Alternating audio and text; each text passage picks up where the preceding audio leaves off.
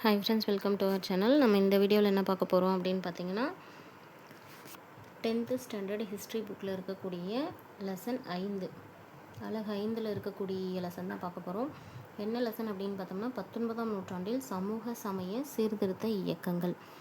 இந்த லெசன் வந்து பார்த்திங்கன்னா 10th ஸ்டாண்டர்டில் இருக்கக்கூடிய எல்லா ஹிஸ்ட்ரி லெசனுமே ரொம்ப ரொம்ப முக்கியமானது. எந்த டிஎன்பிஎஸ்சி எக்ஸாமாக இருக்கணும், குரூப் 1லேருந்து 2, 3, 4, 5, 5A, 7A இந்த மாதிரி எந்த எக்ஸாமாக இருந்தாலுமே நமக்கு 10th ஸ்டாண்டர்டில் இருக்கக்கூடிய இந்திய தேசிய இயக்கம் தொடர்பான ஹிஸ்ட்ரி லெசன்ஸும் ப்ளஸ் அதே போல் 10th ஸ்டாண்டர்டில் இருக்கக்கூடிய ஜியாகிரஃபி, 10th ஸ்டாண்டர்டில் இருக்கக்கூடிய பாலிட்டி லெசன்ஸு ரொம்ப ரொம்ப முக்கியமானது. ஸோ கொஷின்ஸ் அப்படின்னு பார்த்தீங்கன்னா கம்பல்சரியாக இந்த லெசன்ஸில் வந்து நமக்கு மினிமம் 2 கொஷின்ஸ்லேருந்து மேக்ஸிமம் 3 கொஷின்ஸ் வரைக்கும் கொஷின்ஸ் கேட்பாங்க எப்போவுமே. ஸோ அந்தளவுக்கு முக்கியமான லெசன் அப்படிங்கிறதுனால இந்த லெசன் வந்து நம்ம இன்றைக்கி பார்க்க போகிறோம். ஸோ வீடியோவை வந்து ஃபஸ்ட்லேருந்து லாஸ்ட் வரைக்கும் ஸ்கிப் பண்ணாமல் பாருங்கள். ஒவ்வொரு பாயிண்ட்டுமே இதில் வந்து கொஷின் கேட்கக்கூடிய ஏரியா மாதிரி தான் இருக்கும். ஸோ லைன் பை லைனாக ரொம்ப வந்து மைன்யூட்டாக படிச்சுக்கோங்க. ஒரு டைமுக்கு 2 டைம் இந்த வீடியோவை வந்து நீங்கள் தொடர்ந்து கேட்டுகிட்டே இருந்தீங்கன்னா கண்டிப்பாக உங்களுக்கு அந்த கான்செப்ட் என்ன அப்படிங்கிறது மைண்டுக்குள்ளார போயிடும். முதல் டைம் எக்ஸாம் எழுதுகிறவங்களுக்கும் இந்த வீடியோ யூஸ்ஃபுல்லாக இருக்கும். எப்படி படிக்கணும், எப்படி கொஷின் கேட்பாங்க அப்படின்னு தெரிஞ்சுக்கலாம்.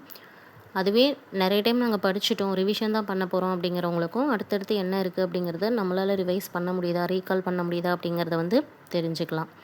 நம்ம சேனலை இப்போ தான் ஃபஸ்ட் டைம் பார்க்குறீங்க அப்படின்னா சேனலை சப்ஸ்கிரைப் பண்ணிக்கோங்க. பக்கத்தில் இருக்கிற பெல் ஐக்கனை கிளிக் பண்ணி ஆல்னு செட் பண்ணி வச்சுக்கோங்க. இப்போ வீடியோக்குள்ளார போகலாம்.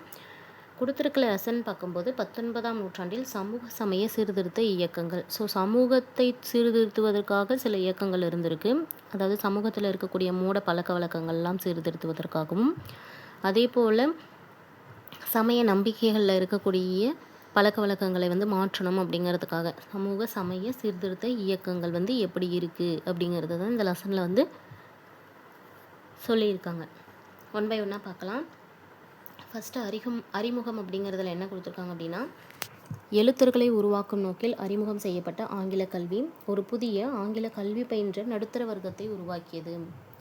இதில் என்ன சொல்கிறாங்க அப்படின்னா, ஆங்கிலேயர்கள் நம்ம நாட்டை ஆட்சி செய்யும்போது அவங்களுக்கு இந்த ஒரு மிகப்பெரிய நாட்டை ஆட்சி செய்கிறது கஷ்டமாக இருக்கும்போது இந்தியாவில் இருக்கக்கூடிய குறிப்பிட்டவர்களுக்கு வந்து ஆங்கில கல்வி கொடுத்தோம்னா அவங்க ஆங்கிலேயர்களுக்கு சாதகமாக இருப்பாங்க அப்படிங்கிற கான்செப்டில் தான் எழுத்தர்களாக அவங்கள பயன்படுத்திக்கிறதுக்காக தான் ஆங்கில கல்வியை ஃபஸ்ட்டு வந்து கொண்டு வராங்க.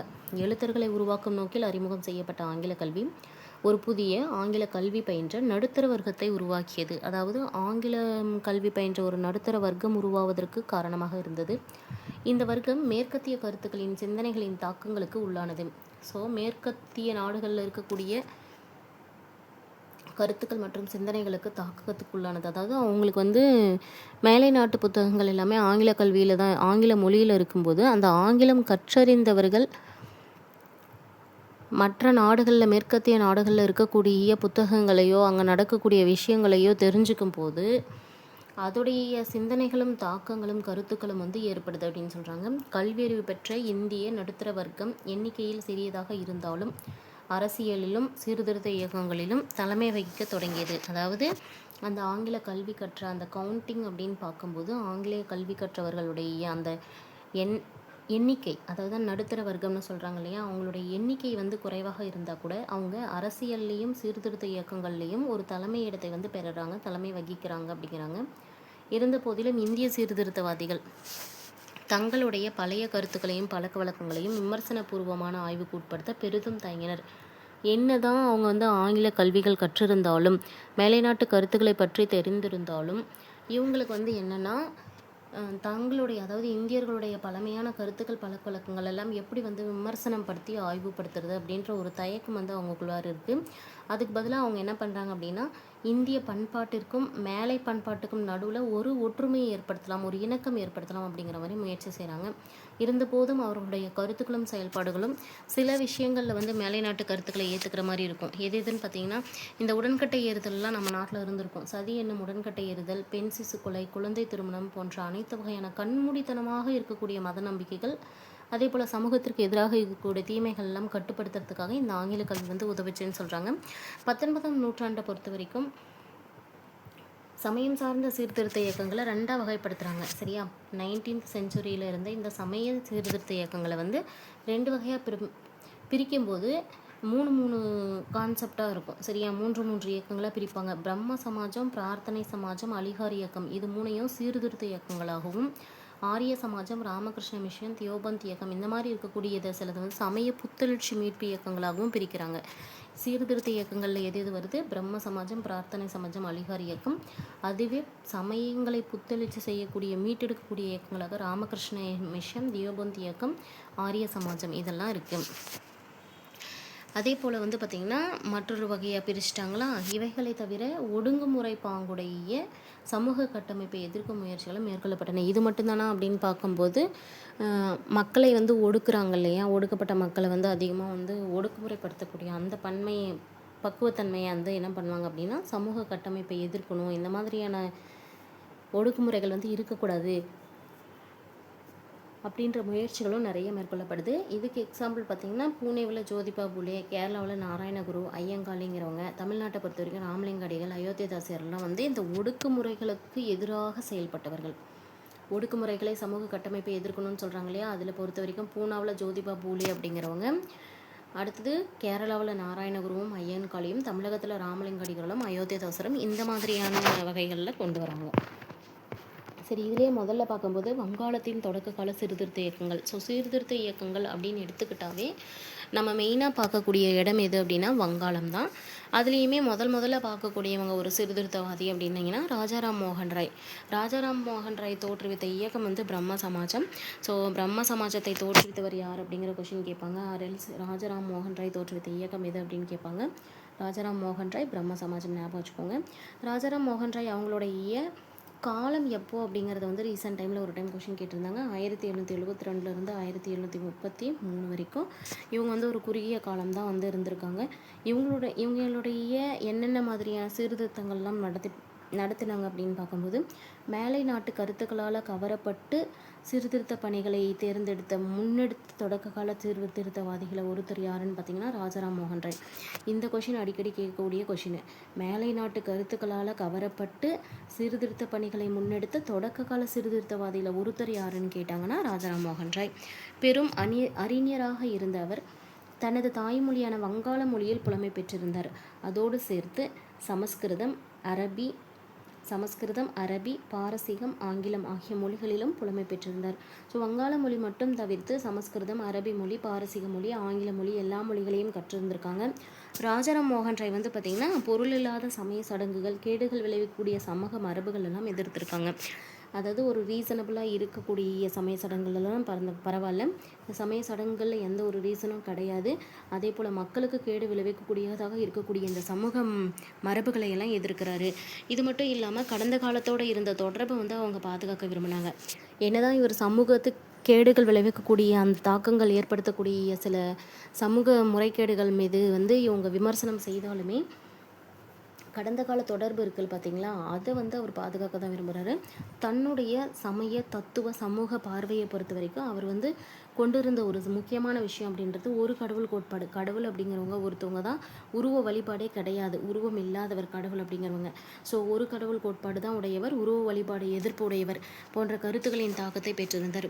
உபநிடதங்களுக்கு தான் கொடுத்த விளக்கங்களோட அடிப்படையில் இந்துக்களின் மறைநூல்கள் அனைத்துமே ஒரு கடவுள் கோட்பாட்டை அல்லது ஒரு கடவுளை வணங்குவதை உபதேசிப்பதாக கூறினார்.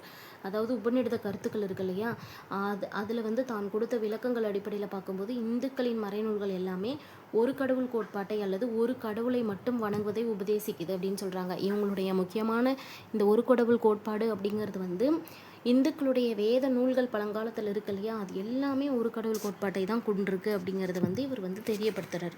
சமூகத்தில் நிலவி வரக்கூடிய உடன்கட்டை ஏறுதல், அதாவது சதி என்று சொல்லக்கூடிய உடன்கட்டை ஏறுதல், அந்த காலங்களில் வந்து தன்னுடைய கணவர் இறந்து போனாங்கன்னா அவங்கள வந்து சிதைப்பதற்காக மூட்டப்பட்ட அந்த சிதையில் வந்து அந்த தீயிலே வந்து என்ன பண்ணுவாங்க அப்படின்னா பெண்கள் வந்து தாங்களாக விருப்பப்பட்டு ஆரம்ப காலங்களில் தங்களுடைய உயிரை வந்து மாய்த்து கொள்வார்கள்.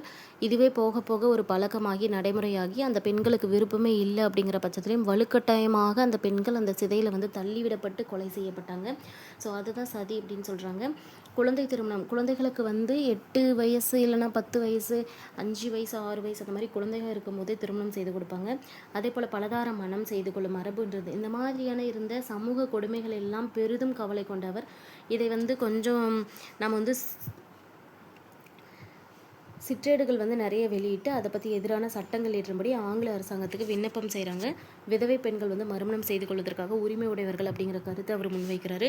பலதார மனத்துக்கு முற்றுப்புள்ளி வைக்கப்பட வேணும் அப்படின்னு கேட்டுக்கிறாங்க. மக்களை பகுத்தறிவோடும் பரிவோடும் மனித பண்போடும் தான் இருக்கணும் அப்படின்னு வேண்டுகோள் கொடுக்குறாங்க. மக்கள் கிட்ட நீங்கள் பகுத்தறிவோடு இருக்கணும், பரிவோடையும் இருக்கணும், மனித பண்போடு இருக்கணும் அப்படின்னு சொல்லிட்டு வேண்டுகோள் கொடுக்குறாங்க. 1829 தலைமை ஆளுநரான வில்லியம் பெண்டிங் சதி அப்படிங்கிற உடன்கட்டை ஏறும் பழக்கத்தை ஒழித்து சட்டம் இயற்றதில் ராஜாராம் மோகன் ராயோடைய பங்கு முக்கியமாக இருந்ததுன்னு சொல்கிறாங்க. இந்த கொஷின் அடிக்கடி கேட்குற கொஷின். சதி என்னும் உடன்கட்டை ஏறும் பழக்கத்தை அதற்கு எதிரான சட்டம் இயற்றியவர் யாருன்னு கேட்பாங்க. வில்லியம் பெண்டிங் பிரபு. அதை முன்னெடுப்பதற்கு ஒரு மிக முக்கியமான காரணமாக இருந்தவர், பங்கு வகித்தவர் யாருன்னு கேட்டாங்கன்னா ராஜாராம் மோகன் ராய். இந்த சதி என்னும் உடன்கட்டை ஏறும் பழக்கத்தை ஒழிப்பதற்காக சதித்தடை சட்டம் இயற்றப்பட்ட ஆண்டு கேட்டாங்கன்னா 1829. ராஜாராம் மோகன் ராய் பெண்ணடிமைத்தனத்தை கண்டனம் செய்தார். ஆண்கள் பெண்களை கீழானவர்களாக நடத்தும் அன்றைய கால நடைமுறையை எதிர்த்தார்.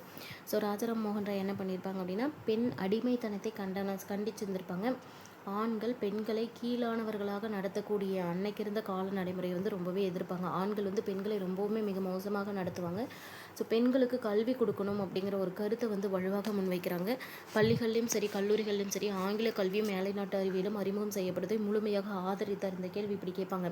பள்ளிகளிலும் கல்லூரிகளிலும் ஆங்கில கல்வியும் மேலை நாட்டு அறிவியலும் அறிமுகம் செய்யப்படுவதை முழுமையாய் ஆதரித்தவர் யாருன்னு கொஷின் கேட்பாங்க. ஸோ ஆன்சர் வந்து பார்த்தீங்கன்னா ராஜாராம் மோகன் ராய். ராஜாராம் மோகன் ராய் 1828 பிரம்ம சமாஜத்தை நிறுவி ஆகஸ்ட் 20 கல்கத்தாவில் ஒரு கோயிலை நிறுவினார். ஸோ ராஜாராம் மோகன் ராய் பிரம்ம சமாஜத்தை தோற்றுவித்த ஆண்டுன்னு கேட்பாங்க 1822. அது மட்டும் இல்லாமல் 1828 ஆகஸ்ட் 20 பார்த்தீங்கன்னா கல்கத்தாவில் ஒரு கோயில் கட்டியிருப்பாங்க. அந்த கோயிலில் எந்த ஒரு உருவ சிலைகள் எதுவுமே இருக்காது. எந்த ஒரு மதமுமே ஏளனமாவோ அவமானமாவோ பேச மாட்டாங்க. அதே போல் மறைமுகமாக வந்து குறிப்பிட்டு சொல்ல மாட்டாங்க இந்த மதத்தை சார்ந்தது இந்த கோயில் அப்படிங்கிற மாதிரி அங்கே எதுவுமே சொல்ல மாட்டாங்க. அதே போல் வந்து பிரம்ம சமாஜம் உருவ வழிபாட்டை தவிர்த்ததோடு பொருளற்ற சமய சடங்குகளையும் சம்பிரதாயங்களையும் எதிர்த்தது. இவங்க உருவ வழிபாட்டை மட்டும்தான் தவிர்த்தாங்களா அப்படின்னா எந்த ஒரு பொருளும் இல்லாத சமய சடங்குகளையும் சம்பிரதாயங்களையும் எதிர்த்தது. இருந்தாலும் தொடக்கம் முதலாக பிரம்ம சமாஜத்துடைய கருத்துக்கள் ஒரு குறிப்பிட்ட கற்றறிந்த மேதைகள் கல்வியறிவு பெற்ற அந்த வங்காளிகள் அந்த அளவில் மட்டும் இருந்ததுனால சமூகத்துடைய கீழ்த்தட்டு மக்களை வந்து ஈர்க்கிறதுக்கு சமாஜம் தோல்வி அடைஞ்சது. நவீன வங்காள பண்பாடு மற்றும் நடுத்தர வர்க்கத்தின் மீதானுடைய தாக்கம் வந்து மிகவும் போற்றுதலுக்குரியதாக தான் இருந்தது. பட் எல்லாரையும் சென்றடையலை அப்படின்னு சொல்கிறாங்க. ஸோ ராஜாராம் மோகன் ராயத்தை அடுத்து நம்ம பார்க்க போகிறது வந்து மகரிஷி தேவேந்திரநாத் தாகூர். இவர் வந்து பார்த்திங்கன்னா ரவீந்திரநாத் தாகூர் அவர்களுடைய தந்தை மகரிஷி தேவேந்திரநாத் தாகூர். ராஜாராம் மோகன் ராய் 1833 இறந்ததுக்கு பின்னாடி அவர் விட்டு சென்றிருப்பார் இல்லையா, அந்த பணிகளை தான் ரவீந்திரநாத் தாகூருடைய தந்தையாக இருந்த தேவேந்திரநாத் தாகூர் வந்து தொடர்ந்திருப்பார். அவருடைய நம்பிக்கை அப்படிங்கிறத பொறுத்த வரைக்கும் 4 முக்கியமான கொள்கை கூறுகள் இருக்கக்கூடியதாக இருந்தது.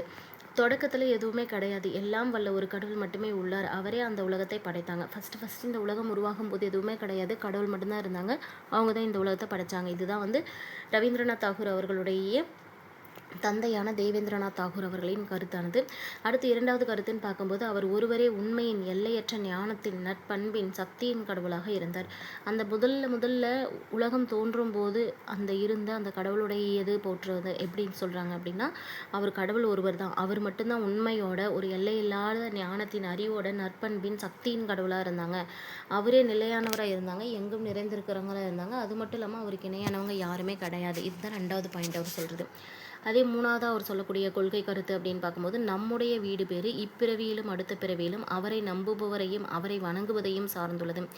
ஸோ நாம் இப்பிறவி மறுபிறவி அப்படிங்கிறத பொறுத்த வரைக்கும் நம்மளுடைய வீடு பேரானது எப்படிப்பட்டது அப்படின்னா அந்த கடவுளை நம்ம எப்படி நம்புகிறோம், அதே போல் அந்த கடவுளை எப்படி வணங்குறோம் அப்படின்றத சார்ந்தது. அவரை நம்புவது என்பது அவரை நேசிப்பதிலும் அவர் விருப்பத்தை செயல்படுத்துவதிலும் அடங்கியுள்ளது.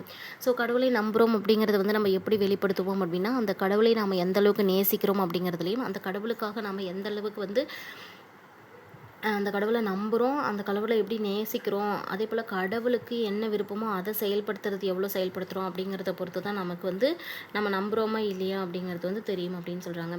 ஸோ முதல் பார்த்தது வந்து ராஜாராம் மோகன் ராய், அடுத்து பார்த்தது வந்து ரவீந்திரநாத் தாகூருடைய தந்தையான தேவேந்திரநாத் தாகூர் அவர்கள் பற்றி அவருடைய 4 கொள்கை கருத்துக்களை பற்றி பார்த்தோம். அடுத்து பார்க்குறது கேசவ சந்திர சென்னும் இந்தியாவுடைய பிரம்ம சமாஜமும். பிரம்ம சமாஜம் ராஜாராம் மோகன் ராய் அவர்களால் தோற்றுவிக்கப்பட்டது 1828. 1833 அவர் இயற்கை எய்திய பிறகு அது தேவேந்திரநாத் தாகூர் அவர்களால் முன்னெடுக்கப்படுது. அடுத்தது பார்த்திங்கன்னா தேவேந்திரநாத் தாகூர் வந்து ஒரு மிதவாத சீர்திருத்தியவாதியாக இருக்காங்க. ஆனால் சமாஜத்தில் இருக்கக்கூடிய எல்லாரும் மிதவாதிகளாக இருக்கலை. அதில் பணியாற்றிய இளைஞர்கள் எல்லாமே விரைவான மாற்றங்களை விரும்புறதுனால அவங்களில் மிக முக்கியமாக இருந்தவங்க தான் இந்த கேசவ சந்திரசேன் அவர்கள். 1857 இந்த சபையில் இணைகிறாங்க. 1866 பிரம்ம சமாஜத்துடைய உறுப்பினர்கள் கிட்ட சில கருத்து மோதல்கள் காரணமாக பிளவு ஏற்படுது. பிளவு ஏற்பட்டதுனால கேசவ சந்திரசேன் சமாஜத்திலேருந்து விலகி போய் ஒரு புதிய அமைப்பை தோற்றுவிக்கிறாங்க. அதுதான் இந்திய பிரம்ம சமாஜம். பிரம்ம சமாஜத்திலேருந்து விலகி போகிறாங்க. 1857 உள்ளே வராங்க. 1866 பிரிஞ்சு போயிடுறாங்க. இந்திய பிரம்ம சமாஜம் அப்படிங்கிறத உருவாக்குறாங்க. இதுக்கு பின்னாடி தேவேந்திரநாத் தாகூருடைய அமைப்புக்கு ஆதி பிரம்ம சமாஜம் அப்படின்னு பேர் வந்துடுது.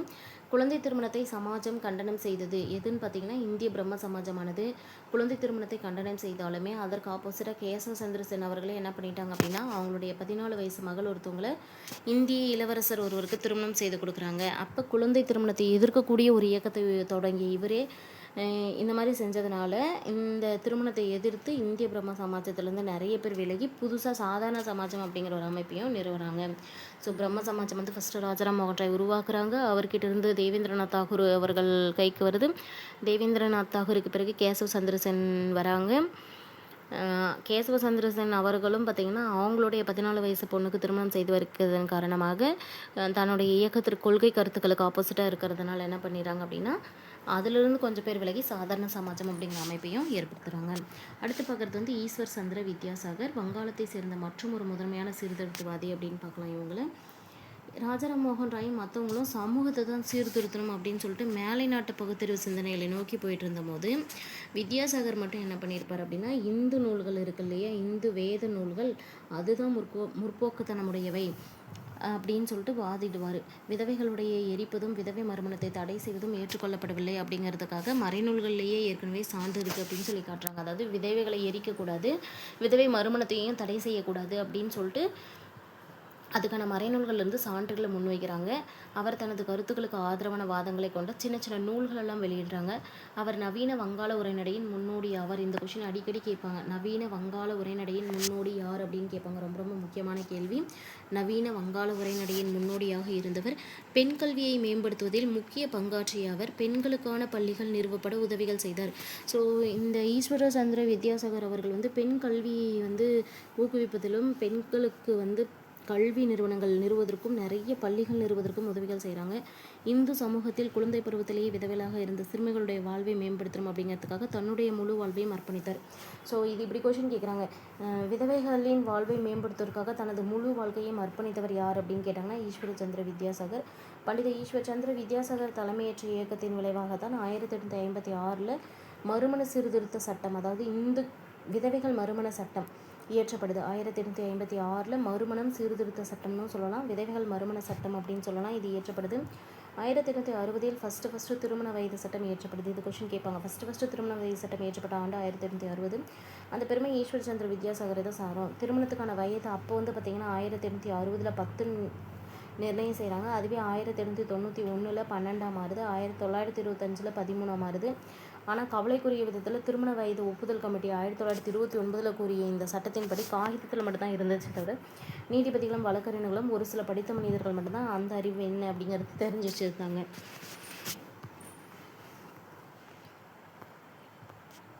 இந்த சட்டம் குழந்தை விதவைகளின் நிலையை மேம்படுத்துவதையும் நிரந்தரமாக விதவையாக இருக்க வேண்டிய ஆபத்திலிருந்து அவர்களை காப்பாற்றுவதையும் நோக்கமாக கொண்டது. ஸோ இந்த விதவை மறுமண சட்டம் எதற்காக கொண்டு வரப்படுதுன்னு பொறுத்த வரைக்கும் குழந்தை விதவைகள் இருக்காங்களே அவங்களுடைய நிலை மேம்படுத்தணுங்கிறதுக்காகவும் நிரந்தரமாக விதவையாக இருக்கக்கூடிய ஆபத்திலிருந்து அவங்கள விடுவிக்கணும் அப்படிங்கிறதுக்காகவும் நோக்கமாக கொண்டு தான் இந்த சட்டம் இயற்றப்படுது. அடுத்து பார்க்குறது பிரம்ம சமாஜத்துக்கு அப்புறம் பிரார்த்தனை சமாஜம். மகாராஷ்டிரா பகுதியானது சீர்திருத்த நடவடிக்கைகளுக்கு ஆதரவு கிடைக்கப்பெற்ற மற்றொரு பகுதி. ஸோ சீர்திருத்த நடவடிக்கைகளுக்கு ஆதரவு கிடைக்கப்பெற்ற பகுதின்னு பார்க்கும்போது ஃபஸ்ட்டு பார்த்தது வங்காளம், மற்றொரு பகுதியாக பார்க்கறது மகாராஷ்டிரா. பிரம்ம சமாஜத்துக்கு இணையாக பம்பாயில் 1867 நிறுவப்பட்ட அமைப்பு தான் பிரார்த்தனை சமாஜம். பிரம்ம சமாஜம் எப்படி தோற்றுவிக்கப்படுதோ அதற்கு ஈக்குவலாக பிரார்த்தனை சமாஜம் பம்பாயில் 1867 நிறுவனாங்க. இதை நிறுவியவர் ஆத்மாராம் பாண்டுரங் அப்படிங்கிறவங்க. இந்த சமாஜத்துடைய 2 மேன்மைமிக்க உறுப்பினர்களாக இருந்தவர் ஆர்சி பண்டர்கர் மற்றும் நீதிபதி மகாதேவ் கோவிந்த் ரானடே. இவங்கள தான் நம்ம எம்ஜி ரானடே அப்படின்னு படிச்சிருப்போம். இவருமே சாதி மறுப்பு, சமபந்தி, சாதி மறுப்பு திருமணம், விதவை திருமணம், சாதி மறுப்பு, சமபந்தி, சாதி மறுப்பு திருமணம், விதவை மறுமணம், பெண்கள் மற்றும் ஒடுக்கப்பட்ட மக்களுடைய முன்னேற்றம், இந்த மாதிரியான நடவடிக்கைகளுக்காக அவங்கள அர்ப்பணிச்சுக்கிட்டாங்க. இதை இப்படி கொஷின் கேட்கலாம். சாதி மறுப்பு, சமபந்தி, சாதி மறுப்பு திருமணம், விதவை மறுமணம், பெண்கள் மற்றும் ஒடுக்கப்பட்ட மக்களின் முன்னேற்றம், இந்த நடவடிக்கைகளுக்காக தங்களை அர்ப்பணித்துக் கொண்டவர்கள். இப்படியே கொஷின் கேட்பாங்க. பெண்கள் மற்றும் ஒடுக்கப்பட்ட மக்களின் முன்னேற்றம் மற்றும் நடவடிக்கைகளுக்காக தங்களை அர்ப்பணித்துக் கொண்டவர்கள் மகாதேவ கோவிந்தராடே. விதவை மறுமண சங்கம் கொண்டு வரப்பட்ட ஆண்டு 1861. விதவை மறுமண சங்கம் 1861. புனே சர்வஜனிக் சபா 1870. தக்கான கல்விக் கழகம் 1884. இந்த அமைப்புகள் எல்லாம் நிறுவியவங்க யாருன்னு கேட்டாங்கன்னா, ஓகேவா, இவங்கள நம்ம சொல்லணும். யார்? பிரார்த்தனை சமாஜத்தை தோற்றுவித்தவர் யார்? ஆத்மாராம் பாண்டுரங் அவர்கள். இந்த ஆத்மாராம் பாண்டுரங் அவர்கள் தான் பார்த்திங்கன்னா விதவை மறுமண சங்கம் மகாதேவ கோவிந்தராடே. ஆத்மாராம் பாண்டுரங்கரை உருவாக்கிய அந்த பிரார்த்தனை சமாஜத்தில் முக்கியமான தலைவர்களாக 2 பேர் இருந்தாங்க இல்லையா, ஆர்சி பண்டர்கரும் எம்ஜி கோவிந்தரானடே அவர்கள். மகாதேவ கோவிந்தரானடே அவர்கள் இவங்க தான். இந்த மகாதேவ கோவிந்தரானடே எம்ஜி ரானடே தான் விதவை மறுமண சங்கம் 1861, புனே சர்வஜனிக் சபாவை 1870, தக்கான கல்விக் கழகத்தை 1884 நிறுவியிருப்பாங்க. இதில் தனித்தனியாக ஒவ்வொரு கொஷினாக அந்த வருஷம் கூட கேட்பாங்க. இது வரைக்கும் நம்ம பார்த்தது வந்து பார்த்திங்கன்னா சமய சீர்திருத்த இயக்கங்கள். இது வந்து பார்த்திங்கன்னா புத்துணர்ச்சி இயக்கங்கள். அடுத்து பார்க்குறது சுவாமி தயானந்த சரஸ்வதி மற்றும் ஆரிய சமாஜம். ஆரிய சமாஜத்தை தோற்றுவித்தவர் சுவாமி தயானந்த சரஸ்வதி அவர்கள் 1875 தோற்றுவிச்சிருக்காங்க. இடம் வந்து பஞ்சாபில் ஆரிய சமாஜம் சீர்திருத்த இயக்கங்களுக்கு தலைமையேற்றது. இது ஒரு கொஷின் கேட்பாங்க. பஞ்சாபில் சீர்திருத்த இயக்கங்களுக்கு தலைமையேற்றது எதுன்னு கேட்டாங்கன்னா ஆரிய சமாஜம். 1875 நிறுவுறாங்க. நிறுவனங்க வந்து மேலை கங்கை சமவெளியை ஃபுல்லாக அலைஞ்சு திரிஞ்ச சுவாமி தயானந்த சரஸ்வதி தான். சுவாமி தயானந்தர் வந்து தன்னுடைய கருத்துக்களை போதிப்பதற்கே பஞ்சாபில் தங்குறாங்க. அவருடைய நூலாக சத்யார்த்த பிரகாஷ் அப்படின்னு சொல்லக்கூடிய ஒரு நூலும் வந்து பெரும்பாலானோடு படிக்கப்படுது. குழந்தை திருமணம், விதவை மறுமணத்திற்கு மறுப்பு போன்ற பழக்கங்களும் அயல்நாடு சென்றால் தீட்டு என்று சொல்லப்படுதும் மறைநூல்களால் ஏற்றுக்கொள்ளப்படவில்லை அப்படின்னு இவர் சொல்கிறார். எப்படி ராஜராம் மோகன் ராய் வந்து மறைநூல்களில் இருக்குது அப்படின்னு சொன்னாரோ அந்த மாதிரி தான் இந்த குழந்தை திருமணம், விதவை மறுமணத்திற்கு மறுப்பு தெளிவிருக்குது. இந்த மாதிரியான பழக்கங்கள்லாம் அயல்நாடு சென்றால் தீட்டுன்னு சொல்கிறது. இந்த மாதிரி பழக்கங்கள் எதுவுமே மறைநூல்களில் ஏற்றுக்கல என அறிவிக்கிறாங்க. அவர் முன்வைத்த நேர்மையான கொள்கைகள் கட்டுப்பாடான ஒரு கடவுள் வழிபாடு, உருவ வழிபாட்டை நிராகரிப்பது, பிராமணர் மேலாதிக்கம் செலுத்தும் சடங்குகள், சமூக முறைகள் எல்லாத்தையும் மறுக்கிறது, இந்த மாதிரியெல்லாம் வந்து இவருடைய முக்கியமான கொள்கைகளாக இருந்தது. ஆரிய சமாஜம் இந்து மதத்திலிருந்து மூட நம்பிக்கைகளை மறுத்தது. அதனுடைய முழக்கம் வேதங்களுக்கு திரும்புவோம் அப்படிங்கிறது தான். ஆரிய சமாஜத்தை பொறுத்த வரைக்கும் இந்து மதத்தில் இருக்கக்கூடிய மூட நம்பிக்கைகளை மறுத்துச்சு. அதோடைய முழக்கம் அப்படின்னு பார்க்கும்போது வேதங்களுக்கு திரும்புவோம் அப்படிங்கிறது தான். ஆரிய சமாஜம் பிரிட்டிஷ் இந்தியாவில் நடைபெற்று கொண்டிருந்த மதமாற்ற நடவடிக்கைகளை நிறுத்துவதற்கான முயற்சிகளை மேற்கொண்டது. ஆரிய சமாஜத்தை பொறுத்த வரைக்கும் பிரிட்டிஷ் இந்தியாவில் இருந்த மதமாற்ற நடவடிக்கைகளை தான் நிறுத்தணும் அப்படிங்கிற முயற்சி தான் முக்கியமாக மேற்கொண்டது. அதுக்கு முக்கிய குறிக்கோள் தான் எதிர்மத மாற்றம் அப்படிங்கிறது. ஏற்கனவே இஸ்லாமுக்கும் கிறித்துவத்திற்கும் யாராவது மாறி இருந்தாங்கன்னா அந்த இந்துக்களை திரும்பவும் இந்துக்களாகவே மாற்றக்கூடிய ஒரு சுத்தி இயக்கம் அப்படிங்கிற சுத்திகரிப்பு சடங்கை வந்து சமாஜம் வகுத்து கொடுத்தாங்க.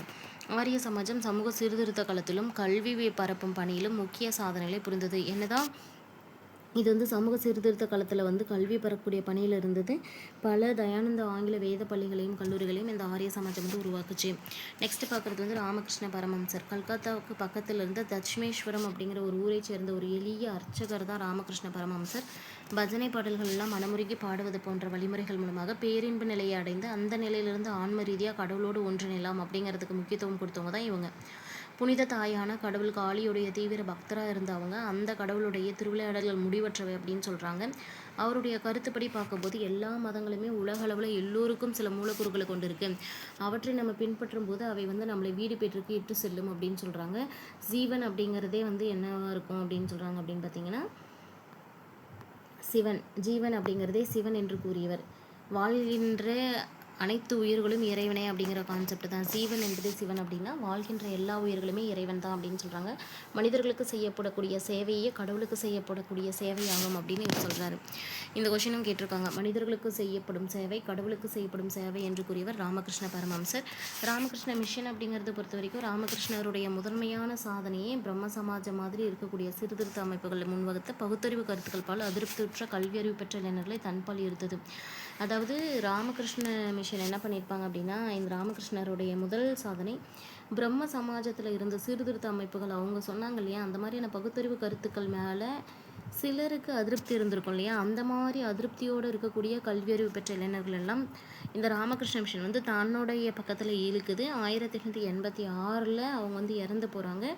அவருடைய சீடர்கள்லாம் சேர்ந்து தங்களை ஒரு மதம் சார்ந்த சமூகமாக மாற்றிக்கிட்டு ராமகிருஷ்ணரையும் அவருடைய போதனைகளையும் இந்தியாவிலையும் உலகிலையும் இருக்கக்கூடிய எல்லா பகுதிகளிலையும் பரப்பணும் அப்படிங்கிறதுக்காக பணி மேற்கொள்கிறாங்க. இந்த பெரும் பணியுடைய பின்புலமாக இருந்தது யாருன்னு பார்க்கும்போது சுவாமி விவேகானந்தர். கிறிஸ்துவ சமய பரப்பு நிறுவனங்களின் நிர்வாக கட்டமைப்பை பின்பற்றி விவேகானந்தர் ராமகிருஷ்ண மிஷனை நிறுவுறாங்க. ராமகிருஷ்ண மிஷன் சமய செயல்பாடுகளோடு மட்டும் தனது பணிகளை நிறுத்தி கொள்ளாமல் மக்களுக்கு கல்வியறிவு கொடுக்கறது, மருத்துவ உதவி கொடுக்கறது, இயற்கை சீற்றங்கள் ஏற்படும் போது நிவாரண பணிகளை மேற்கொள்வது போன்ற சமூக பணிகள்லையும் செயலூக்கம் பெறுது. சுவாமி விவேகானந்தர் வந்து பின்னாட்களில் சுவாமி விவேகானந்தர் என்று அழைக்கப்பட்டவர் தான் நரேந்திரநாத் தத்தா அவர்கள். ராமகிருஷ்ண பரமஹம்சருடைய ஒரு முதன்மையான சீடர். படித்த இளைஞரான அவர் வந்து ராமகிருஷ்ணருடைய கருத்துக்கள் மேலே கவரப்படுறதன் காரணமாக மரபு சார்ந்த தத்துவ நிலைப்பாடுகளில் மனநிறைவே இல்லை அவருக்கு. ஸோ நடைமுறை வேதாந்தமான மனித குலத்திற்கு தொண்டு செய்யணும் அப்படிங்கிற ஒரு கோட்பாட்டுக்குள்ளார வராங்க. மதத்தோடு தொடர்புடையது அப்படிங்கிற ஒரே ஒரு காரணத்துக்காக எல்லா நிறுவனங்களையும் பாதுகாக்கும் மனப்பாங்க வந்து அவர் கண்டனம் செய்கிறாங்க. பண்பாட்டு தேசியத்திற்கு முக்கியத்துவம் கொடுத்த அவர் இந்து சமூகத்திற்கு புத்துயிர் அளிக்கணும் அப்படிங்கிறதுக்காக இந்தியாவில் இருக்கக்கூடிய இளைஞர்களுக்கு அறைக்கூவல் ஒன்று கொடுக்குறாங்க. அவருடைய சிந்தனைகள், அவருடைய பொருள் உற்பத்தியில் மேலை நாடுகள் செய்திருந்த சாதனைகள் எல்லாம் பார்த்து தாழ்வு மனப்பான்மையோடு இருந்த இந்தியர்களுக்கு என்ன பண்ணுவார் அப்படின்னா தன்னம்பிக்கையை ஊட்டணும் அப்படிங்கிறதாக இருந்தது. 1893 சிகாகோவில் வந்து உலக சமய மாநாடு ஒன்று நடக்கும். இந்து சமயம் பற்றியும் பக்தி மார்க்கத்தை பற்றியும் அதில் வந்து சொற்பொழிவாற்றியிருப்பார் விவேகானந்தர் அவர்கள். அவருடைய பெரும் புகழ் வந்து சேர்க்கும். எப்படி அப்படின்னா, இந்து சமய சடங்குகளில் கலந்து கொள்ளக்கூடாது அப்படிங்கிறதுக்காக ஒதுக்கி வைக்கப்பட்டிருந்த ஒடுக்கப்பட்ட மக்களும் அது மாதிரியான சடங்குகளில் கலந்து கொள்ள கட்டாயமாக அனுமதிக்கப்படணும் அப்படின்னு சொல்லி அவர் கேட்டிருப்பார். விவேகானந்தரை பொறுத்த வரைக்கும் செயலாக்கம் மிக்க கருத்துக்களை மேற்கத்திய கல்வி பயின்ற வங்காள இளைஞர்களிடையே அரசியல் மாற்றங்களுக்கான நாட்டத்தை ஏற்படுத்துது. வங்க பிரிவினையை தொடர்ந்து நடைபெற்ற சுதேசி இயக்கத்தின் போது இளைஞர்களின் பலர் விவேகானந்தரால் ஊக்கம் பெற்றனர். அடுத்து பார்க்குறது பிரம்மஞான சபை. அதாவது மேடம் ஹெச்பி பிளவட்ஸ்கி அவர்கள் மற்றும் கர்னல் ஹெச்எஸ் ஆல்காட் இவங்களால் பிரம்மஞான சபை 1875 அமெரிக்காவில் தோற்றுவிக்கப்படுது. இந்த அமைப்பு வந்து 1886 தான் இந்தியாவில் சென்னை அடையாருக்கு மாற்றப்படுது. பிரம்மஞான சபை இந்து செவ்வியல் நூல்களை, குறிப்பாக உபநிடதங்கள், பகவத்கீதை இதையெல்லாம் படிப்பணும் அப்படிங்கிறதுக்காக உற்சாகமூட்டுது. இந்தியாவில் பௌத்தம் புத்துயிர்ப்பு பெறுவதில் பிரம்மஞான சபை முக்கிய பங்காற்றக்கூடியதாக இருக்குது. இந்து மறைநூல்களின் மீது மேலை நாட்டவர் காட்டிய ஆர்வமானது படித்த இந்தியர்களிடையே தங்களுடைய பாரம்பரியம் மற்றும் பண்பாடு பற்றிய அளப்பரிய பெருமிதத்தை ஏற்படுத்ததாக சொல்கிறாங்க. பிரம்மஞான சபையுடைய முக்கிய பங்கு மட்டும் இல்லாமல் இந்து மறைநூல்கள் இருக்கு இல்லையா, அதில் மேலை நாட்டவர்கள் காட்டிய ஆர்வம் படித்த இந்தியர்கள்கிட்ட தங்களுடைய பாரம்பரியம் குறித்த சில அளப்பரிய பெருமிதம் ஏற்பட வைக்குது. அன்னி பெசன்ட் அம்மையாருடைய பங்களிப்பு அப்படின்னு பார்க்கும்போது ஆல்காட் ஹெச்எஸ் ஆல்காட் அவர்கள் மறைந்த பிறகு இந்த அமைப்புடைய தலைவராக அன்னி பெசன்ட் அம்மையார்கள் வந்து தேர்ந்தெடுக்கப்படுறாங்க. அவங்க இதன் தலைவராக பார்த்திங்கன்னா மேலும் இந்த இயக்கம் வந்து செல்வாக்கு பெறுவதற்காக முக்கிய பணியாற்றுறாங்க. இந்திய தேசிய அரசியலில் முக்கியத்துவம் பெற்ற அவர் வந்து தன்னாட்சி இயக்கம் அப்படிங்கிற ஒரு சங்கத்தை ஏற்படுத்துகிறாங்க. அயர்லாந்தில் வழங்கப்பட்ட மாதிரியே இந்தியாவுக்கும் தன்னாட்சி வழங்கப்படணும் அப்படிங்கிற கோரிக்கையை முன்வைக்கிறாங்க. அன்னி பெசன்ட் பிரம்மஞான சபை கருத்துக்களை தன்னுடைய நியூ இந்தியா அப்படிங்கிற காமன்வெல்த் அப்படிங்கிற செய்திகளில் வந்து பரப்புகிறாங்க. இவங்க நடத்திய 2 இதழ்கள் அப்படின்னு பார்க்கும்போது ஃபேமஸாக நியூ இந்தியா மற்றும் காமன்வெல்த். அவங்களுடைய பிரம்மஞான சபை கருத்துக்கள் எல்லாத்தையும் இந்த 2 செய்தித்தாள்களில் வந்து பரப்புகிறாங்க அப்படின்னு சொல்கிறாங்க. அடுத்து சாதி எதிர்ப்பு இயக்கங்கள் அப்படின்னு பார்க்கும்போது சிலதை வந்து நம்ம பார்த்தோம். ஜோதிபா பூலே அவர்கள் ஃபஸ்ட்டு பார்த்தோம். ஜோதிபா கோவிந்தராவ் பூலே அப்படிங்கிறவங்க 1827 மகாராஷ்டிராவில் பிறக்கிறாங்க. 1852 ஒடுக்கப்பட்டவங்களுக்காக ஃபஸ்ட்டு ஒரு ஸ்கூல் ஆரம்பிக்கிறாங்க பூனாவில் 1852. அந்த சத்தியசோதக் சமாஜம், அதாவது உண்மையை நாடுவோர் சங்கம், ட்ரூத் சீக்கர் சொசைட்டி அப்படின்னு சொல்லக்கூடிய ஒரு அமைப்பை பிராமணர் அல்லாத மக்களும் சுயமரியாதையோடும் குறிக்கோளோடும் வாழ தூண்ட செய்வதற்காக நிறுவுறாங்க. இந்த ஜோதிராவ் பூலே அவர்கள் வந்து குழந்தை திருமணத்தை எதிர்க்கிறாங்க. எந்த மாதிரியான திருமணம் எதிர்க்கிறாங்க அப்படின்னா குழந்தை திருமணத்தை எதிர்க்கிறாங்க. விதவைகள் மறுமணம் செய்து கொள்ளலாம் அப்படின்னு ஆதரவு தராங்க. ஸோ இந்த 2 பாயிண்ட்டும் பார்த்திங்கன்னா காமனாகவே இந்த லெசன் ஃபுல்லாக யார் இருக்காங்களோ அவங்க எல்லாருக்குமே இருக்கும். ஜோதிபாவும் அவருடைய மனைவி சாவித்ரிபாயும் ஒடுக்கப்பட்ட மக்களுடைய பெண்கள் முன்னேற்றத்துக்காக அவங்களுடைய வாழ்க்கையை அர்ப்பணிக்கிறாங்க. ஒடுக்கப்பட்ட மக்கள் வந்து இருப்பாங்க. ஒடுக்கப்பட்ட சமூகத்தை சேர்ந்த மக்கள் இருக்கக்கூடிய அந்த பெண்கள் முன்னேறணும் அப்படிங்கிறதுக்காக தங்களுடைய வாழ்க்கையை அர்ப்பணித்த 2 பேர் யாருன்னு பார்க்கும்போது ஜோதிராவ் பூலே அவர்களும் சாவித்ரிபாய் பூலே அவர்களும் தான். ஜோதிராவ் பூலே வந்து பெற்றோரே இல்லாத குழந்தைகளுக்குன்னு விடுதிகள் எல்லாம் ஏற்படுத்துகிறாங்க. அதே போல் விதவை பெண்கள் இருப்பாங்க இல்லையா, அந்த விதவைகளுக்காக சில காப்பகங்கள் உருவாக்குறாங்க. இவங்க எழுதின ஒரு நூல் குலாம்கிரி, அதுக்கு மீனிங் என்னன்னு பார்க்கும்போது அடிமைத்தனம். அவருடைய பெரும்பாலான தீவிர கருத்துக்கள் எல்லாமே வந்து சுருக்கி சொல்லப்பட்டிருக்கும் இதில். அவர் எழுதின நூல் வந்து குலாம்கிரி அடிமைத்தனம் அப்படின்னு சொல்லக்கூடிய நூல். அவருடைய கருத்துக்கள் எல்லாமே வந்து தீவிரமான முறையில் சுருக்கி சொல்லப்பட்டிருக்கு. நெக்ஸ்ட்டு பார்க்குறது கேரளாவை சேர்ந்த நாராயணகுரு அவர்கள். கேரளாவில் ஒரு ஏழை பெற்றோருக்கு மகனாக பிறந்த நாராயணகுரு அவர்கள் மலையாளம், சமஸ்கிருதம், தமிழ் இந்த மொழிகளை வந்து அறிந்தவராக இருக்கார். அது மட்டும் இல்லாமல் ஒரு கவிஞராக இருந்திருக்காரு. பயங்கரமான சாதி கொடுமைகளையும் ஒடுக்கப்பட்ட மக்கள் படக்கூடிய துயரங்களையும் கண்டு மனம் வெதும்பி இருந்திருக்காரு. நிறைய இவருக்கே வந்து ஜாதி கொடுமைகள் நடந்திருக்கு. ஒடுக்கப்பட்ட மக்களுக்கான துயரங்கள்லாம் பார்த்து பார்த்து மனம் வெதும்பி போனவர் அந்த மக்களுடைய மேம்பாட்டுக்காக தன்னுடைய வாழ்க்கை முழுவதும் அர்ப்பணிக்கிறாங்க. அவங்களுடைய மேம்பாட்டிற்கு பணியாற்றணும் அப்படிங்கிறதுக்காகவே ஸ்ரீநாராயண தர்ம பரிபாலன யோகம் அப்படின்னு சொல்லக்கூடிய ஒரு அமைப்பு ஏற்படுத்துகிறாரு. அறிவுபுரம் அப்படிங்கிற இடத்துல வந்து ஒரு பெரிய கோயிலை கட்டி அவர் வந்து அதை அனைவருக்கும் அர்ப்பணிக்கிறாங்க. குமாரநாசன், டாக்டர் பால்பு போன்ற சிந்தனையாளர்கள், எழுத்தாளர்கள் எல்லாமே இவங்களுடைய கருத்துக்களால் தூண்டப்பெற்று இந்த இயக்கத்தை முன்னெடுத்து சென்றனர். ஸோ ஸ்ரீ நாராயணகுரு தர்ம பரிபாலன யோகம் அப்படிங்கிற இயக்கத்தை முன்னெடுத்து சென்றவர்கள் அப்படின்னு பார்க்கும்போது குமாரநாசன் மற்றும் டாக்டர் பால்பு 2 சிந்தனையாளர்கள், எழுத்தாளர்கள் தான். இவங்க வந்து பார்த்திங்கன்னா நாராயணகுரு அவர்களுடைய கருத்துக்களால், சிந்தனைகளால் தூண்டப்பட்டு இந்த இயக்கத்தை முன்னெடுத்து சென்றாங்க. அடுத்து பார்க்குறது ஐயன்காளி அவர்கள். இவங்களும் கேரளாவை சேர்ந்தவங்க தான். ஐயன்காளி 1863 திருவனந்தபுரத்தில் பிறக்கிறாங்க. திருவனந்தபுரத்தில் இருக்கக்கூடிய அந்த வெங்கனூர் அப்படிங்கிற பிளேஸில் பிறக்கும்போது அந்த பகுதி திருவிதாங்கூர் அரசருடைய ஆட்சி பகுதியாக இருக்குது. குழந்தையாக இருக்கும்போதே அவர் என்ன பண்ணுறாரு அப்படின்னா நிறைய சாதி பாகுபாடுகளை சந்திக்கிறாங்க.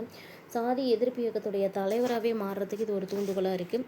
அவர் பொது இடங்களிலும் செல்லுதல், பள்ளிகளில் கல்வி கற்க இடம்பெறுதல் போன்ற அடிப்படை உரிமைகளுக்காக போராடுறாங்க. பொது இடங்களுக்கு எல்லா சாதியை சேர்ந்தவங்களும் போகலாம், அடிப்படை கல்வியானது எல்லா சாதியினருக்கும் கிடைக்கப்பெறணும் அப்படிங்கிறதுக்காக இவங்க போராடுறாங்க. ஸ்ரீ நாராயணகுருவால் ஊக்கம் பெற்ற இந்த ஐயன்காளி அவர்கள் 1907 சாதுஜன பரிபாலன சங்கம், ஏழை மக்கள் பாதுகாப்பு சங்கம், association for the protection of poor அப்படிங்கிற ஒரு அமைப்பை வந்து ஏற்படுத்துகிறாங்க. அடுத்தது பார்க்கும்போது இஸ்லாமியத்தை சேர்ந்த சீர்திருத்தங்கள் என்னெல்லாம் இருக்குது அப்படின்னு பார்த்தீங்கன்னா 1957 பெரும்புரட்சி ஒடுக்கப்பட்ட பிறகு இந்திய முஸ்லீம்கள் மேற்கத்திய பண்பாட்டை சந்தேக கண் கொண்டு தான் பார்க்க ஆரம்பிக்கிறாங்க. மேற்கத்திய நாடுகளில் இருக்கக்கூடிய கல்வி, பண்பாடு, மேற்கத்திய சிந்தனைகள் ஆகியவை எல்லாமே தங்களுடைய மதத்திற்கு ஆபத்தாக அமையுமோ அப்படிங்கிற ஒரு அச்சம் அவங்கக்கிட்ட வருது. இதனால் முஸ்லீம்களில் வந்து ஒரு சிறிய பிரிவினர் மட்டும்தான் மேற்கத்திய கல்வி வந்து பயிலணும் அப்படிங்கிறதுக்காக முன் வராங்க. அதில் ஒருத்தர் யாருன்னு பார்க்கும்போது சர் சையத் அகமது கான் அவர்கள். டெல்லியில் உயர்குடி முஸ்லீம் குடும்பத்தில் பிறந்த இவங்க படிப்பறிவின்மையே, குறிப்பாக நவீன கல்வியறிவின்மையே இஸ்லாமியர்களுக்கு பெரும் தீங்கு தருது. அதாவது இஸ்லாமியர்கள் இந்த மேலை நாட்டு கல்விகள் எல்லாம், நவீன கல்விகள் எல்லாம் படிக்கிறதுக்கு அவங்க முன் வராததுனால தான் நிறைய தீங்குகள் ஏற்படுது. அதனால் அவங்கள வந்து கீழ்நிலையில் வைத்து விட்டது அப்படின்னு சொல்லி அவங்க கருதுகிறாங்க. மேலை நாட்டு அறிவியல் மற்றும் அரசு பணிகள் எல்லாம் ஏற்றுக்கொள்ள வேண்டும் அப்படின்னு சொல்லிட்டு இஸ்லாமியர்களை வலியுறுத்துகிறார். மேலை நாட்டு அறிவியலையும் அரசு பணிகளையும் ஏற்றுக்கொள்ளும்படியாக இஸ்லாமியர்களை வலியுறுத்தியவர்கள் சர் சையத் அகமது கான். அறிவியல் கழகம் அப்படிங்கிற ஒரு கழகத்தை நிறுவி ஆங்கில நூல்களை, குறிப்பாக அறிவியல் நூல்களை வந்து உருது மொழியில் மொழியாக்கம் செய்து தராங்க. அதே போல் மேலிருந்து வரக்கூடிய தேசிய இயக்கத்தில் இணைவதை காட்டிலும் ஆங்கில அரசோடு நல்ல உறவு வச்சுக்கிட்டு நாம இஸ்லாமியர்களுடைய நலனை பேணணும் அப்படிங்கிறதுக்காக அவர் நம்புகிறாரு. இவர் இஸ்லாமியர்களுக்கு ஆங்கில கல்வியை பயிலும்படி அதில் கவனம் செலுத்தும்படியும் அறிவுரையும் சொல்கிறாங்க. அலிகார் இயக்கத்தை பொறுத்த வரைக்கும் சர் சையத் அகமது கான் அவர்களால் 1875ஆம் ஆண்டு அலிகார் நகரில் அலிகார் முகதியா ஆங்கிலோ ஓரியண்டல் கல்லூரி நிறுவப்படுது. அதுதான் அலிகார் இயக்கம் என்றப்பட்ட அவருடைய இயக்கம் இந்த கல்லூரியை மையப்படுத்தி நடைபெற்று வருது. இந்த பெயரை வந்து இந்த பெயர் வைக்கிறதுக்கான காரணமும் இதுதான். இந்திய முஸ்லீம்களின் கல்வி வரலாற்றிலேயே இந்த கல்லூரியானது ஒரு மைல்கல்லாக இருந்தது. ஸோ இந்திய முஸ்லீம்களுடைய கல்வி வரலாற்றிலேயே ஒரு மைல்கல்லாக இருந்த கல்லூரி அப்படின்னு பார்க்கும்போது முகமதியோ ஆங்கிலோ ஓரியண்டல் கல்லூரி அப்படிங்கிற கல்லூரி தான். இது 1920 அந்த கல்லூரியுடைய தரம் உயர்த்தப்பட்டு பல்கலைக்கழகமாகவே மாறிடுது. நெக்ஸ்ட் பார்க்குறது தியோபந்த் இயக்கம். தியோபந்த் இயக்கம் அப்படிங்கிறது ஒரு மீட்பு இயக்கம். இந்த இயக்கத்தை பொறுத்த வரைக்கும் பழமைவாத முஸ்லீம்கள் உலைமாக்களால் தொடங்க பெற்றது. ஸோ இந்த இயக்கத்தை தோற்றுவித்தவர்கள் அப்படின்னு பார்க்கும்போது பழமையான முஸ்லீம்கள் மற்றும் உலைமாக்களால் தொடங்கப்படுது. இவ்வுலைமாக்கள் என்ன பண்ணுறாங்க அப்படின்னா முகமது குவாசிம் நானோதவி, ரஷீத் அகமது கங்கோத்ரி இந்த 2 பேருடைய தலைமையில் 1866 உத்தரப்பிரதேசத்தில் இருக்கக்கூடிய சஹரன்பூரில் ஒரு பள்ளியை ஸ்டார்ட் பண்ணுறாங்க. இந்த ஸ்கூலோடைய நோக்கம், பாடத்திட்டம் அப்படின்னு பார்க்கும்போது ஆங்கில கல்வியும் மேலைநாட்டு பண்பாட்டையும் புறக்கணிக்கிறது தான். இந்த பள்ளியுடைய உண்மையான இஸ்லாமிய மதம் கற்றுத்தரப்பட்டது. இதோடைய நோக்கம் இஸ்லாமிய சமூகத்துடைய ஒழுக்கத்தையும் மதத்தையும் மீட்டெடுக்கணும் அப்படிங்கிறதுக்காக தான். கொஸ்டின் இப்படியே கேட்பாங்க, இஸ்லாமிய சமூகத்தின் ஒழுக்கத்தையும் மதத்தையும் மீட்டெடுக்கணும் அப்படிங்கிறதுக்காக அமைக்கப்பட்ட பள்ளி எது அப்படின்னு பார்க்கும்போது அந்த சஹரன்பூர் அப்படிங்கிற பிளேஸில் உத்தரப்பிரதேசத்தில் தோற்றுவிக்கப்பட்ட ஒரு பள்ளி தான்.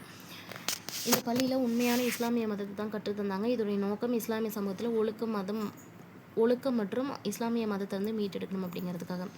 மௌலானா முகமது உல் ஹசன் தியோபந்துடைய புதிய தலைவராக வராங்க. ஸோ மௌலானா உல் ஹசன் மௌலானா முகமது உல் ஹசன் அப்படிங்கிறவங்க தான் இந்த தியோபந்து இயக்கத்துடைய புதிய தலைவராக வராங்க. அவரோட தலைமையில் இயங்கிய இந்த ஜமைது உல் உலேமா இறையியலாளர்களின் அவை அப்படிங்கிறது வந்து ஹாசனுடைய கருத்துக்களாக இருந்து இந்திய ஒற்றுமை அப்படிங்கிற ஒட்டுமொத்த சூழலில் முஸ்லிம்களுடைய அரசியலும் சமய உரிமைகளின் பாதுகாப்பு அப்படிங்கிறதும் உறுதியான வடிவத்தை முன்வைக்கப்படுது.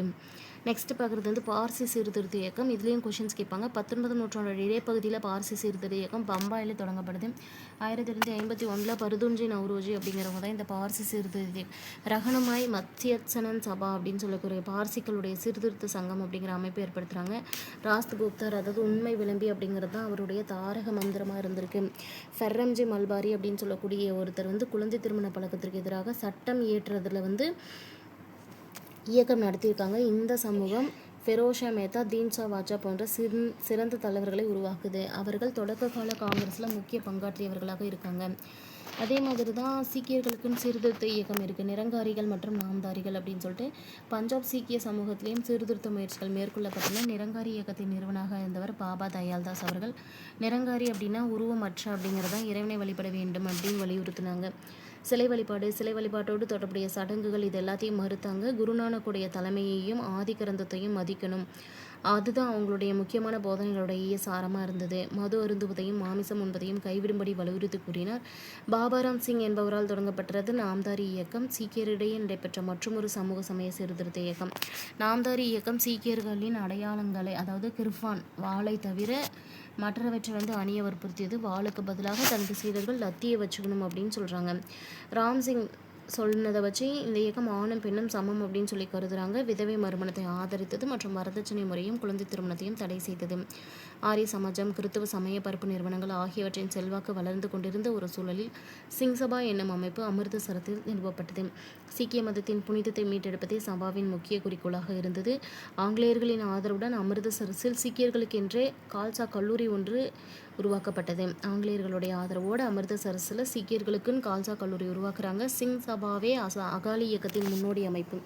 இந்த கொஷின் அடிக்கடி கேட்பாங்க. அகாலி இயக்கத்துடைய முன்னோடி அமைப்பாக இருந்தது எது அப்படின்னு கேட்டாங்கன்னா சிங் சபா அப்படிங்கிறது தான். தமிழ்நாட்டின் சமூக சீர்திருத்தவாதிகள் அப்படின்னு பார்க்கும்போது ராமலிங்க அடிகள் தான் ஃபஸ்ட்டு.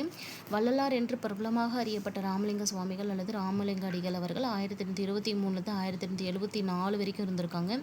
சிதம்பரத்திற்கு பக்கத்தில் இருக்கக்கூடிய மருதூர் அப்படிங்கிற ஒரு கிராமத்தில் தந்தையருடைய மறைவுக்கு பின்னாடி குடும்பத்தோடு சென்னைக்கு வராங்க. அவருடைய சகோதரர் இல்லத்திற்கு குடிபெயர்ந்து வரும்போது முறையான கல்வியை அவர் பெற்றிருக்கல அப்படின்னாலுமே ஒரு அளப்பரிய புலமை கொண்டவராக இருக்காங்க. உயிர்களிடத்தில் நம்பிக்கை இருக்கணும், இரக்கம் இருக்கணும் அப்படிங்கிற பிணைப்புகள்லாம் வேணும்.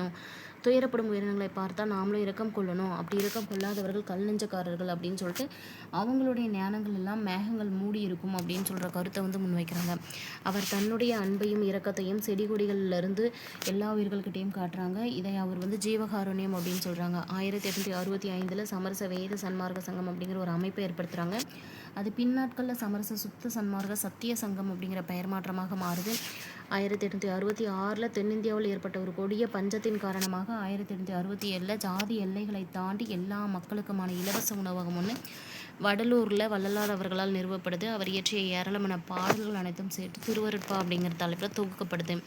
நாட்டில் நிலவிய பசிக்கும் வறுமைக்கும் ராமலிங்கர் தான் சாட்சியாக இருந்திருக்காங்க. பசியினால் இழைத்து போன மிகவும் சோர்வுற்ற ஏழை மக்கள் ஒவ்வொரு வீட்டிற்கும் செல்லுவதை பார்க்கும்போது அவங்களுடைய பசியே போக்கப்படாத போது என் இதயம் கடுமையாக வேதனைப்படுது. கடுமையான நோயினால் வேதனைப்படுறவங்களை பார்க்கும்போது, எனக்கு முன்பாக பார்க்கும்போது என்னுடைய இதயம் நடுங்குது. ஏழைகளாகவும் இணையில்லாத நன்மதிப்பையும் கலைப்படைந்த இதயத்தையும் கொண்டுள்ள அந்த மக்களை வந்து நான் பார்க்குறேன். அதன் மூலமாக நான் பலவீனம் அடைகிறேன் அப்படின்னு சொல்லி ஒரு கொட்டேஷனை சொல்லியிருப்பார். நெக்ஸ்ட் பார்க்குறது அயோத்தியதாசர். பண்டித அயோத்தியதாசர் அவர்கள் ஒரு தீவிரமான தமிழ் அறிஞர் மற்றும் சித்த மருத்துவராக இருந்திருக்காங்க. பத்திரிகையாளராகவும் சமூக அரசியல் செயல்பாட்டாளராகவும் கூட இருந்திருக்காங்க. சென்னையில் பிறந்த இவங்க வந்து தமிழ், ஆங்கிலம், சமஸ்கிருதம், பாலி மொழிகளில் வந்து புலமை பெற்றவராக இருந்திருக்காங்க. சரளமாக பேசக்கூடியவராகவும் சமூக நீதிக்காக இயக்கம் நடத்தியவராகவும் சாதியத்தின் கொடிய பிடியிலிருந்து ஒடுக்கப்பட்ட விடுதலை பெறுவதற்காகவும் பாடுபட்டிருந்திருக்காங்க. சாதிகளே இல்லாத அடையாளத்தை நிறுவ முயன்ற இவங்க சாதிய மேலாதிக்கத்திற்கும் தீண்டாமைக்கும் எதிராக கண்டன குரலையும் எழுப்பியிருக்காங்க. கல்வியை வலிமை பெறுவதற்கான கருவியாக மட்டும் கருதிய அவர் தமிழகத்தில் ஒடுக்கப்பட்டவர்களுக்கு என்றே பல பள்ளிகள் உருவாக்கப்படணும் அப்படின்றதுக்காக ஒரு உந்து சக்தியாக இருந்திருக்காங்க. ஒடுக்கப்பட்டவங்களுடைய கோயில் நுழைவுக்கு ஆதரவாக குரல் எழுப்பதற்காக பண்டிதர் அயோத்தியதாசர் அவர்கள் அத்வைதானந்தா சபை அப்படிங்கிற ஒரு அமைப்பை நிறுவுறாங்க. 1882 அயோத்தியதாசரும் ஜான் ரத்தினம் அப்படின்னு சொல்கிறவங்களும் திராவிடர் கழகம் அப்படிங்கிற ஒரு அமைப்பையும் ஏற்படுத்துகிறாங்க. அது மட்டும் இல்லாமல் 1855 திராவிட பாண்டியன் அப்படிங்கிற இதழையும் தொடங்குறாங்க.